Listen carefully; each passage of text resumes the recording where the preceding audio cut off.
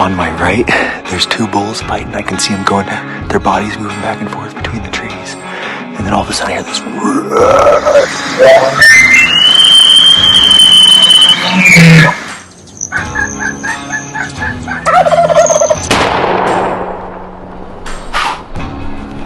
Didn't go 20. Woo! I shot him. Did you hear that? No. We both just shot the same bull. Shot him first. He shot him first. Oh my gosh. What a heck of a pursuit, dude. All freaking day.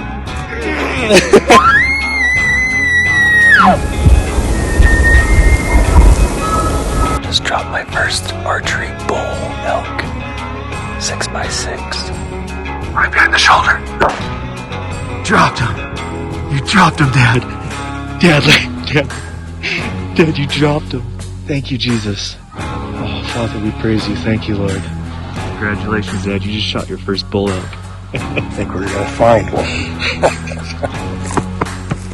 Love you. So happy for you. When your buddy calls you, says you got a buck down. And what does he got? A buck down. Look what I found. What a sweet dude, man. Opening day, heck yeah. Way to go, Steve. See, the arrow went in pretty deep. That's buddy.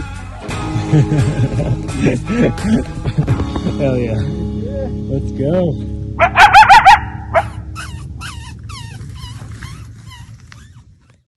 Arizona Archery Club is a premier partner with Bowhunting AZ. When it comes to attention to detail and a fiery passion, Arizona Archery Club brings it all to the table. With all the latest bows and archery equipment, you can demo every single model in person free of charge in their multiple demo rooms. Walk through the process with an experienced bow tech and see which bow is right for you without the sales pressure. Their indoor archery range offers air-conditioned lanes where you can shoot out to 40 yards. Take this awesome opportunity to hone in your accuracy and technique. When you visit, be sure to mention that you're a listener to the Bowhunting AZ podcast. Let's all support local. National Automotive Repair is a locally owned and operated auto repair shop in the heart of Phoenix, Arizona. Jake McLaughlin and his team operate their business with a foundation of honesty, quality, and integrity.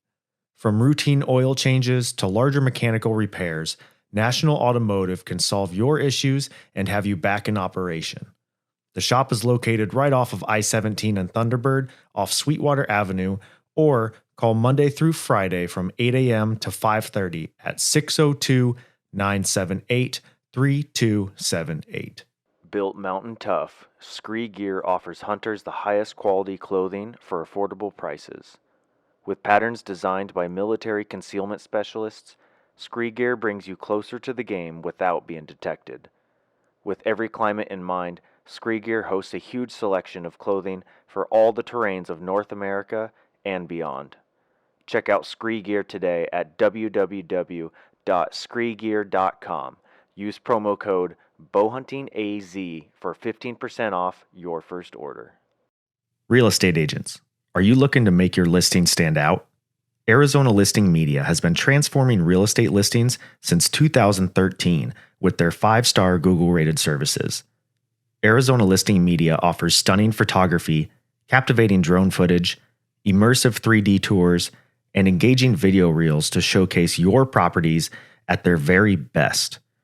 Are you ready to elevate your marketing game? Visit ArizonaListingMedia.com and book your session today. Let's make your next listing unforgettable. Hey everyone, welcome to another episode of the Bowhunting AZ podcast. Today we're out here at the Hike to Hunt Challenge again, doing a little live podcast event. So I'm pulling different vendors and just talking to some really great people today. And today I have with me Dakota from TDK Safaris. You might also know Dakota from Arizona Archery Club. That's right. Welcome, buddy. I'm glad to have you on, man. Yeah, no, thanks for having me. Absolutely, buddy. So, dude, this is kind of near and dear to my heart because I just did all this. So I'm excited to chat with you in particular because you're on the outfitter side of things. Yep. So, throw out the name of your outfit. Yeah, so we're TDK Safaris, based in South Africa, Limpopo province. Nice. I love, dude, that Limpopo area It's fantastic. I don't know why I expected I don't know. I think a lot of people think North Africa sometimes. They Mhm. think, the Sahara. Yeah, that just wide open grassland and barren kind of a Yep. little bit. And then Yep. when I went there, I was like, dude, this is so lush. I'm Yep. like, holy cow. Yep. And I was there in the dry season too. Yep. So it's not even like when it's, all green and the bush was mostly dead. Yep. But it was still just tons of life and water, and it's cool. Yeah, the diversity over there is insane. Wild. Yeah, absolutely wild. So I think a lot of hunters, obviously not everybody, but I think a lot of hunters eventually grow to the point where they want or aspire to want to go hunt Africa. And I Mhm. feel like that's just like a part of the evolution of a hunter. So like, if you've ever dreamed of, tracking kudu, in the bush or whatever, and just watching the sunrise over baobab trees, Mhm. that was cool seeing that. Yep. Let's just kind of talk about how that dream becomes a little bit of a reality. And I think I want to remove specifically with you and how we were talking in your tent earlier. Let's remove some of the stigma of like, oh, that's just a dream. Not really. It's actually cheaper than you think. Yep. Yeah, it's a So, lot closer than people realize. yeah. And I think that's one of the, maybe safety's a little bit of it too, but Mhm. like safety and then just like overall cost. Maybe we can help alleviate some of that a little bit. Definitely. But let's start off with just TDK Safaris. Yeah. What's the origin story? It's kind of a wild one, so you might want to buckle your seatbelt. Let me put my chair seatbelt Yeah. on real quick. Yeah, so 2009 and 2010, my family had gone on our own safaris. 2010 was it was a full month long, 2 weeks in South Africa, 2 weeks in Zimbabwe. Oh wow. We had a lot of animals on our bucket list. I had a buffalo that I was going to do with my bow. Yeah. We got to Zimbabwe, everything was going great, and we'd met this outfitter. We'd gone with him the year prior. Met his family, his wife, kids, all that stuff. We absolutely loved him. Hunt was coming to an end in Zimbabwe. I still had, I don't know, like a month, 2 months left on my visa. So I was like, hey, I can get some life experience. I was 16 at the time, like, a little wet behind the ears. It's like, let's get some experience and, have a little bit of an adventure. Yep. Now my dad was like, yeah, let's all for it. Let's do this. My mom was like, yeah, no, we're not doing that. So there was a little bit of back and forth. Eventually though, we came to the, conclusion to let me stay. So night after my parents left, the outfitter ended up taking off with all of the trophy fee money, all of the hunt money, not paying the landowner that we were on because we were using somebody else's camp. Took off middle of the night. Jeez. That landowner ended up calling Zimbabwean authorities out and holding me and 3 other people for ransom for about a month and a half. Oh my gosh. Yeah. Obviously, it was kind of a back and forth between landowners and my parents, and then my parents and the outfitter trying to get this money situated. Right. The outfitter, which we knew at the time, but again, it wasn't that big a deal to us because we'd met him before. He was ex-South African police, and so during this time, like my parents are going after him. Obviously, they left their 16-year-old son in Zimbabwe, without a way out. He was telling them that if he or his people ever saw me in South Africa, they'd never see me again. So about a month and a half, they held us there. They didn't give us food, didn't give us water. We had to fish out of the Zambezi River to get sustenance, month and a half goes by. I run, they let me and one other guide go. And so we go to Botswana. Well, I enter Botswana, and now I've got a rifle with me. And they want to arrest me because I'm not 21 trying to bring a rifle into the country. So we get that sorted out. We tell them the story. Everything was fine. They just kept the rifle at the airport. It was no big deal. Stayed there for about a month. After that month was over, went down to South Africa, and FIFA World Cup was there, so there were no flights in or out that year. So we ended up taking off after about total 3 months. Okay. We had gone back twice because we love this place so much. And we just decided that this was never going to happen to anybody ever again. Not that we had heard that happening, obviously. Sure. But we were just like, we just can't let that happen. This country is too amazing. It's too beautiful. We have to do something about it. And that's why we started TDK. Okay. So we've been going for about, I think it's about 13 years now. We started in 2012. So Nice. yeah. How did you basically end up getting involved and what is your role specifically, I guess? I mean, you have probably people kind of hold different titles within this or whatever. Like, what is your specific title? Yeah. So right now I'm just marketing manager. I'm doing kind of the US side of things, going to stuff like Hike to Hunt. Okay. There was a shoot in California that I just got back from not too long ago. Oh, So I'm kind of doing that, just kind of showing face here. Yeah. And kind of meeting people and Okay. and telling them the story. This might be a dumb question, but I just don't know. Can an American become a PH? They can. It's a little bit different though. So we still have to get permanent residency there, which okay. when we first started, I was actually able to go through PH school and I had gotten my PH license. Yeah. I still had to have a South African PH there with me Okay. during those guiding sessions, but that was my initial role at the beginning. Was I was guiding and doing hunts, but then it kind of evolved more into me doing the marketing. And Okay. now Kevin, who's our South African guy, he stays there and does most of the guiding and all that kind of stuff. Gotcha. So for those that don't know, PH is professional hunter, which I don't want to say degree, but it's like a certification. Yep. Like a very high certification. Yeah. And it's kind of a revered thing over there, I guess. So it's like, oh, you have your PH cert, Yep. So yeah, I learned that when I went over the first time. But why do you think so many people kind of dream of hunting in Africa?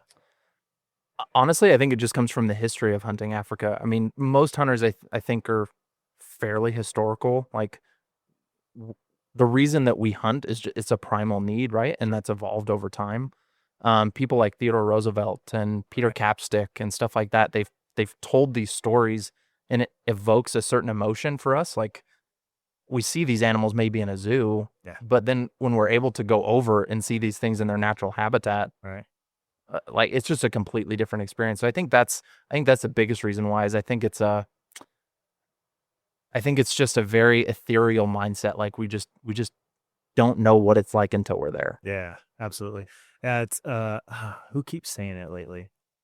Might be Joe Rogan, but somebody keeps talking about how it's like watching somebody for the first time catch a fish, and this like primal thing that it brings out in you, like, oh my gosh, like, I'm gonna survive, I'm gonna live. Yep. And it's like, well, now do that in hunting. It's like that times 1,000. Like, yeah, 100%. Yeah, 100%. Sometimes the way we describe it to people is like when we first went over there, and even now when we go to our concession, is as soon as we step foot on soil, like, our soul just kind of goes into the land.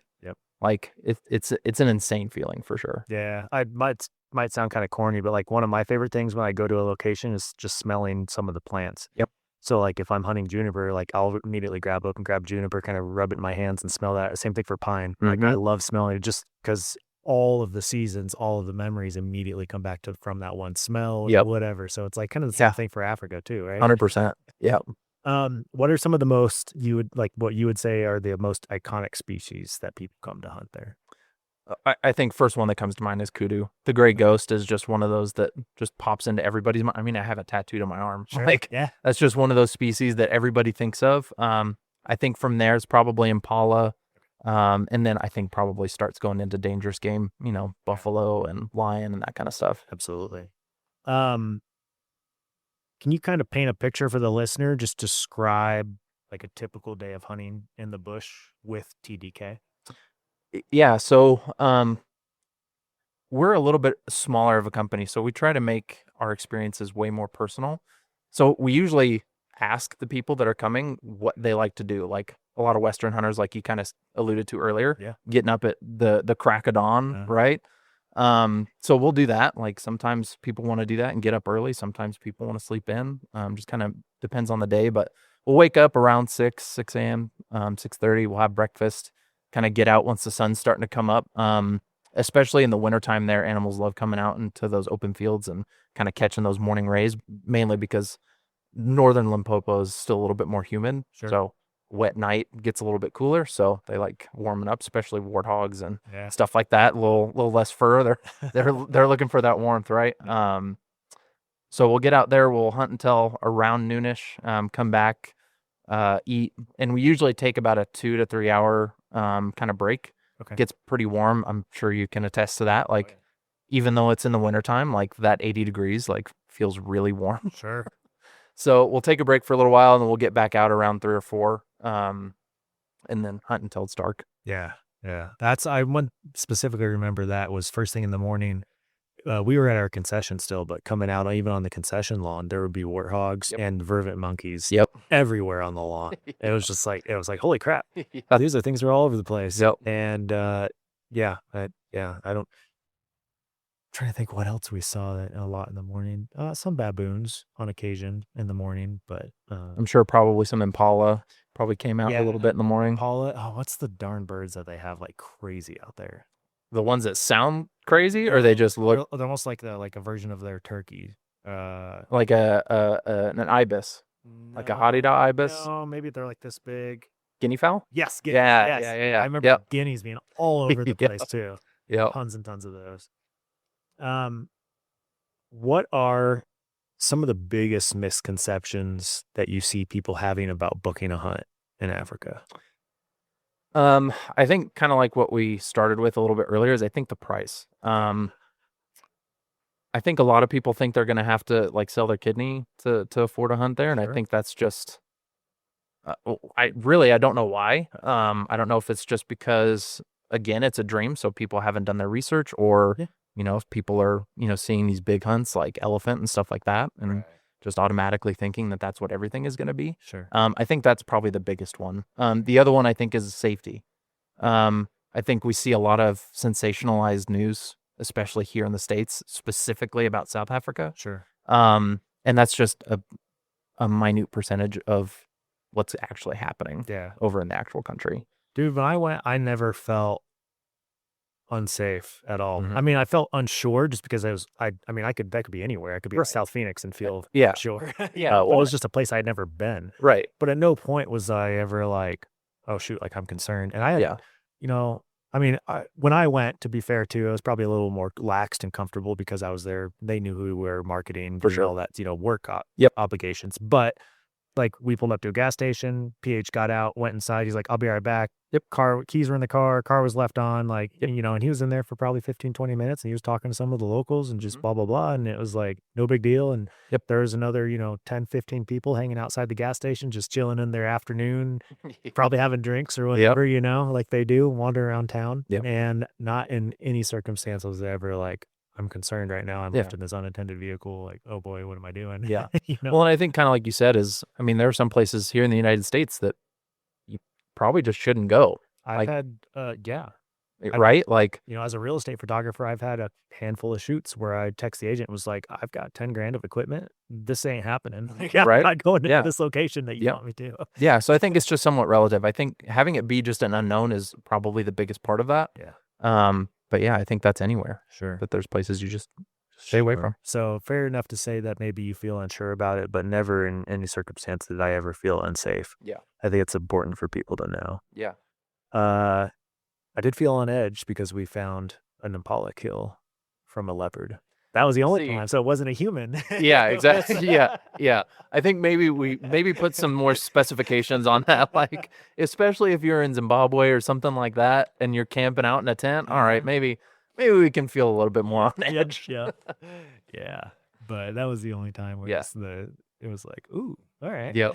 Yeah, I remember there was a time Kevin, his son, and I went out just camping on our concession, right? Okay. And I wake up in the middle of the night, and already, right? So it was one of the super like blood moons. Yeah. So I see this like orange light coming over the hill. So I'm already thinking, all right, so now there's a fire coming right at me.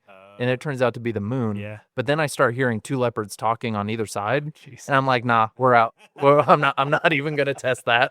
Yep.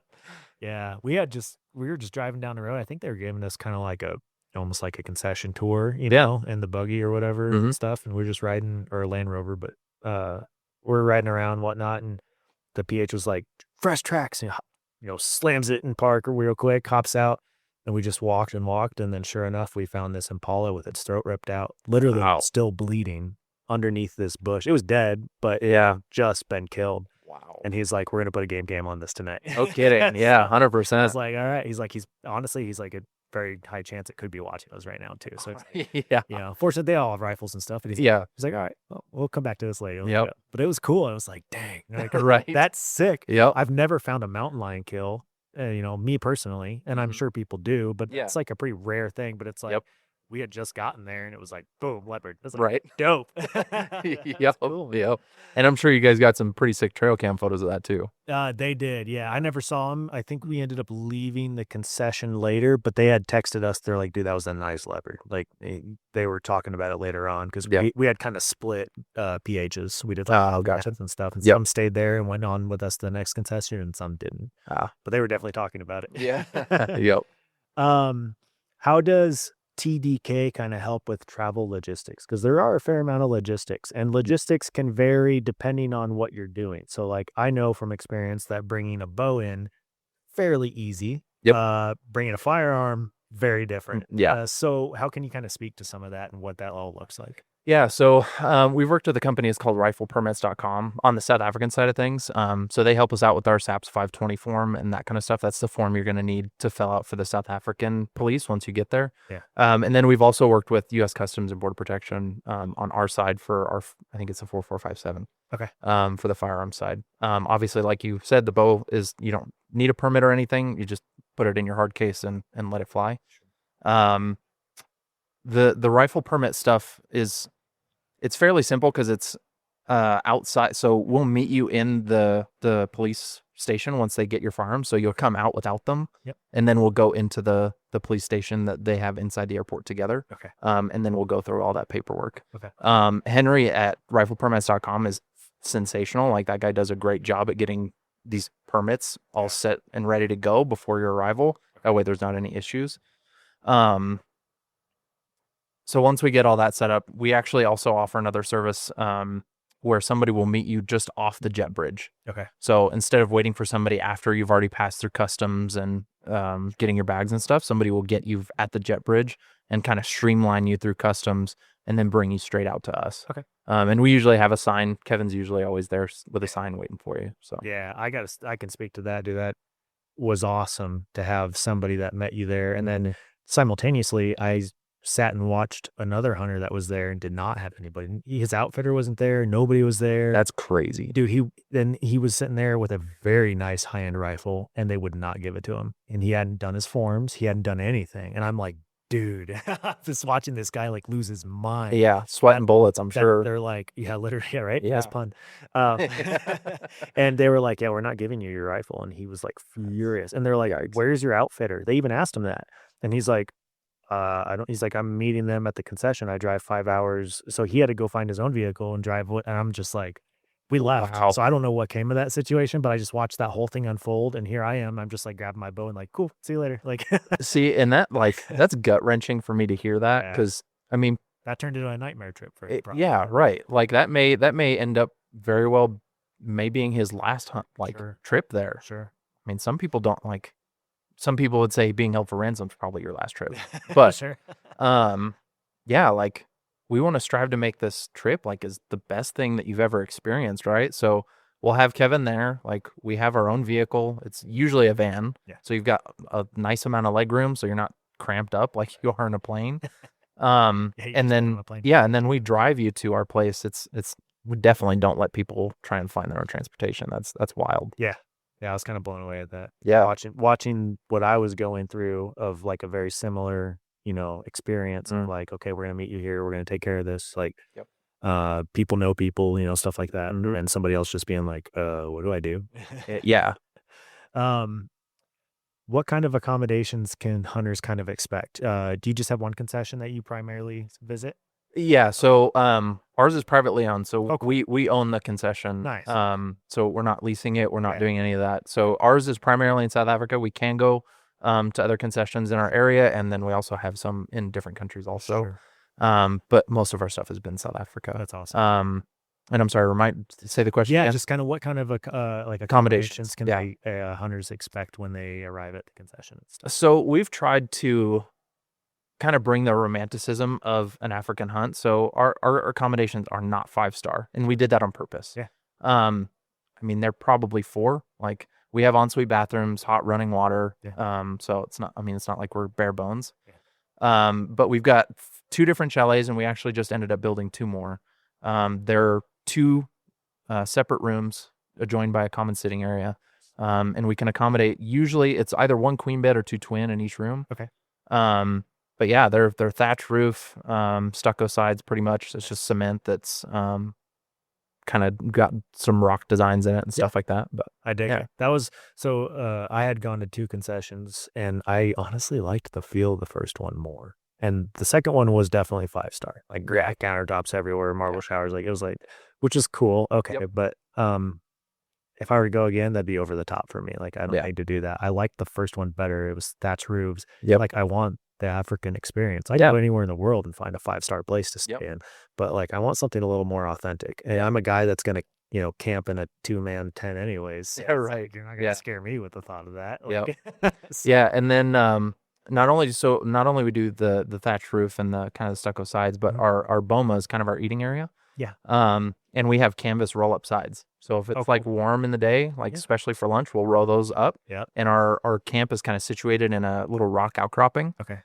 So we've just got big boulders and stuff everywhere, and then we just eat and kind of have all sorts of stuff roaming around. We've had sable roll into camp. That's cool. Giraffe, baboons will come through camp every now and again. So I like that just because, again, kind of like you said, it's the African experience, right? You get to kind of be one with it. You're not separated from it. Exactly. Keep those baboons coming because I've got a vengeance out for one of those suckers. So do we. So you're more than welcome to come over. I need to take a mulligan on my last ones. Yeah, I saw the video on that. Yeah. That was €1 that I like wanted more than anything. Yeah. Like, dude, that would be such a sick Euro piece to Yeah. have on a shelf. Someone would be like, "What the heck is that?" Yeah. And in fact, actually, you and me both need a mulligan because one of the last times I was over there, there was a guy come into the archery shop all the time, and we'd talk just because he'd been to Africa so many times. And he was sitting in the blind with me, and I had a baboon at like 54 yards. And I sent it, and it didn't flinch. It just decided that it wanted to get out of the tree right as I released. And so my arrow just pinned the center of that tree right where that baboon was sitting. And I'm like, oh, you got to be kidding me. Yep. So That's such like a heartbreak too at the same time, and it just makes you want it even more after that. You're like, all right, dude, now I gotta get this. Yeah. Tell us kind of some personal stories, like what all have you hunted there, and then just like maybe a favorite memory. So I've done quite a bit of hunting. Something that my late father and I always do is we just hunt together. That was something that we started out doing when I was like 6. Like he had me shooting prairie dogs and stuff like that with little lever action 22s and stuff like that. And we worked our way up into deer in Wyoming and stuff. Okay. So that was something that we love to do together. So I've hunted probably 20 or 30 some odd species in Africa. Okay. I've done 4 of the big 5 with my bow. And that's probably two of the favorite probably memories that I have, or probably my buffalo and my elephant. Okay. Both of those I did with my bow. The buffalo was crazy. It was in Zimbabwe. It was in Manapools National Park. Okay. And I kid you not, we probably walked 25 miles. Jeez. That day. It was gnarly. I'll say that's kind of unheard of. Yeah. I mean, we were hoofing it. Yeah. We ended up running into not only our buffalo herd, but there were lions stalking that same buffalo herd. Jeez. And then at one point there was lions on our left, elephants on our right, and the buffalo in front of us. Nice. And so we're just in this conglomeration of death for the most part. Like, a little sketch there, right. Like, thank God the wind was in the right direction and just blowing straight in our face. We ended up working up into this herd, and the bull that I shot, I think I had my Z7 at the time, which was 70 pounds. I had like probably a 400 or 500 grain arrow. Yeah.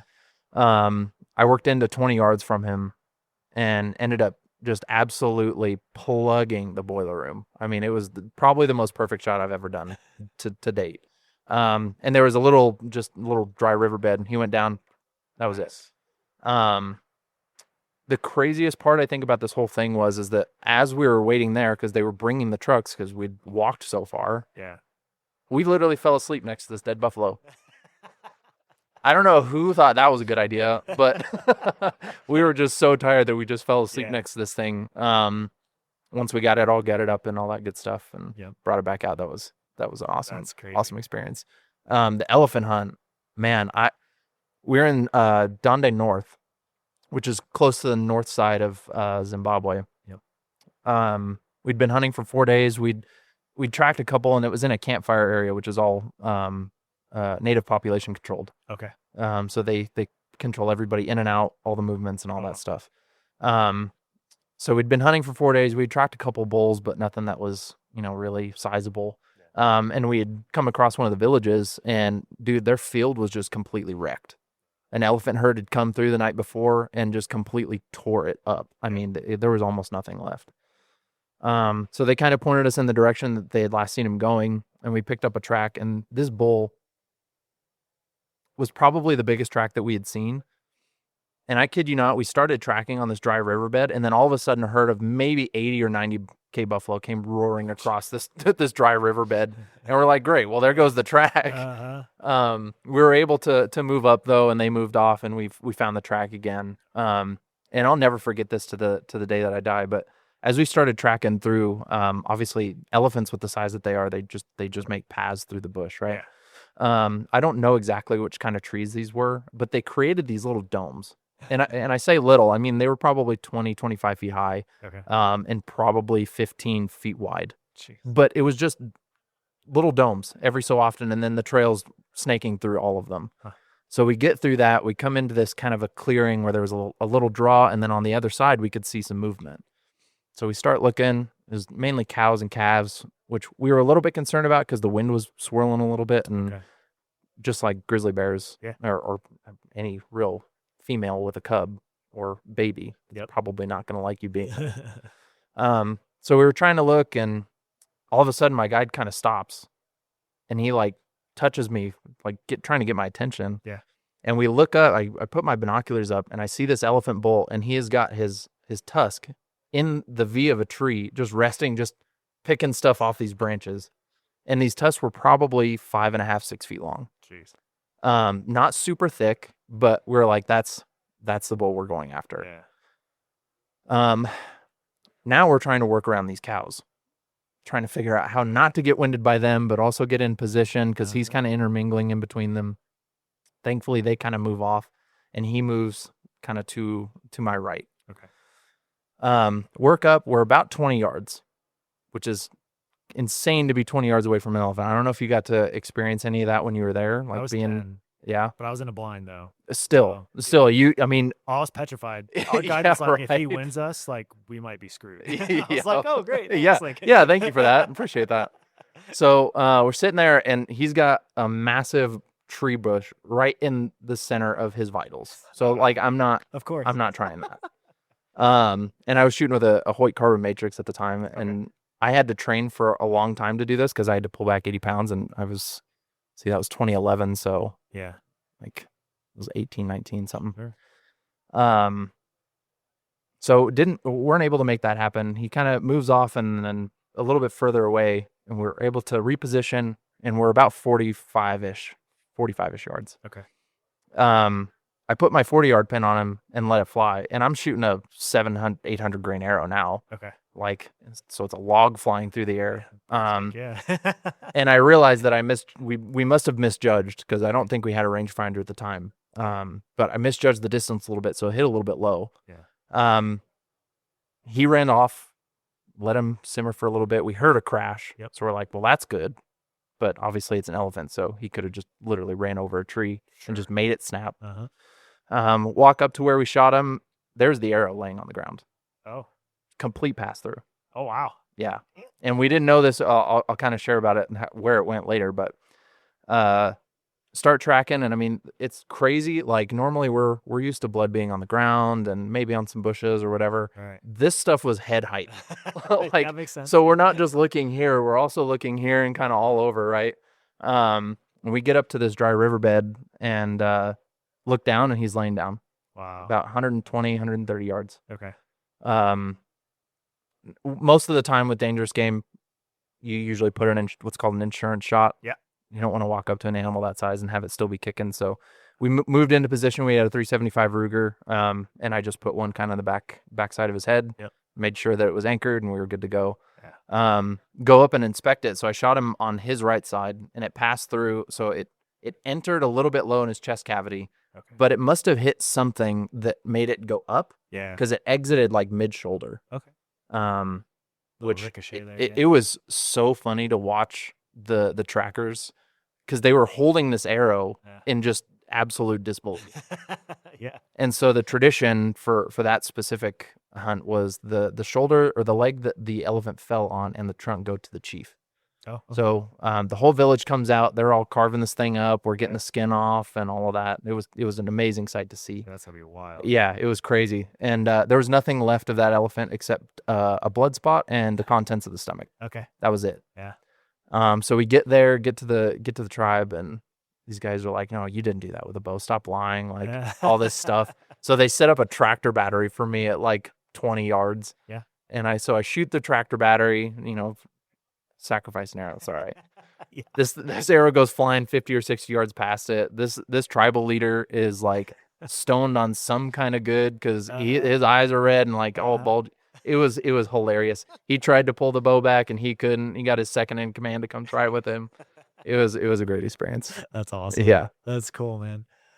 Yeah, it's funny to see just how lethal some of the bows can be. Yeah. I mean, this ain't anywhere near an elephant, but I shot a buffalo and I was blown away at 6. I hit him at 60 yards. Yeah. And dude, it zipped through him. It still went another 25 yards. Yeah. And I was like, that was just the first like supersized animal that I'd ever shot beyond an elk. Yep. And I was just like, whoa. Yeah. Like, that's definitely unexpected for sure. Okay. I didn't even expect that, to be honest. Yeah. What is the margin of error like, I guess, on an elephant? Like when you're going to hunt one and they tell you like, here's your kill zone, what is that like? Well, I mean, for me, obviously, like I'm going for vitals behind the shoulders. Sure. I mean, it's feet. Okay. Their heart is, I think, bigger than a 5-gallon bucket. Okay. So, I mean, you've got that whole 5-gallon bucket, and then their lungs are, probably 5 feet by 6 feet or so. Right. Like they're pretty massive. Okay.